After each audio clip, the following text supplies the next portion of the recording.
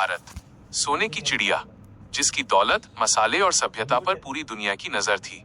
लेकिन सवाल ये है, अंग्रेज भारत में आए कब? और उससे भी बड़ा सवाल, वो व्यापारी से शासक कैसे बन गए?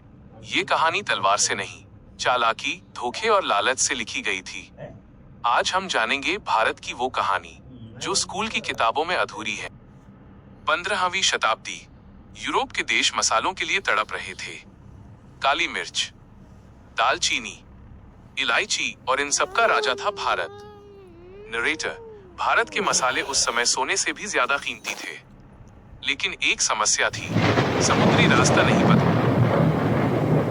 31 दिसंबर 1600, लंदन। ब्रिटेन की महारानी एलिजाबेथ प्रथम एक कंपनी को दस्तखत देती है। ईस्ट इंडिया कंपनी नाम था कंपनी, लेकिन इरादे थे साम्राज्य के।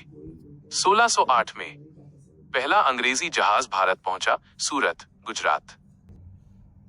उस समय भारत पर शासन था मुगल सम्राट जहांगीर का। हम तो सिर्फ व्यापारी हैं। जहांगीर ने इजाजत दे दी। यही हुई सबसे बड़ी गलती। व्यापार के बहाने अंग्रेजों ने जान ली। किले, फैक्ट्रियां और फूट डालो, राज करो धीरे धीरे। सूरत, मद्रास, बॉम्बे, कलकत्ता, हर जगह अंग्रेजों ने फैक्ट्री में किले थे। भारत में राजा आपस में लड़ रहे थे और अंग्रेज हथियार बेच रहे थे। एक को दूसरे के खिलाफ भड़काया गया। यही था डिवाइड एंड रूल। प्लासी की लड़ाई भारत की किस्मत बदली। 1757 प्लासी, बंगाल नवाब सिराजुद्दौला और सामने रॉबर्ट क्लाइव। लेकिन ये लड़ाई तलवार से नहीं लड़ी गई, यह लड़ाई लड़ी गई गद्दारी से। मीर जाफर, जिसने अपने ही नवाब को धोखा दिया, और उसी दिन भारत अंग्रेजों के हाथों में चला गया।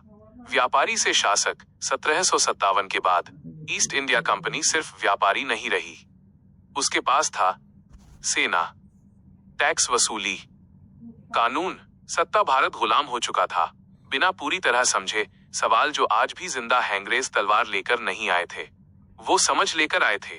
हमारी कमजोरी थी, अगर हम एक होते तो शायद इतिहास कुछ और होता।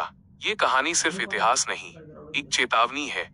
जो इतिहास भूल जाता है, वो उसे दोहराने के लिए मजबूर होता है।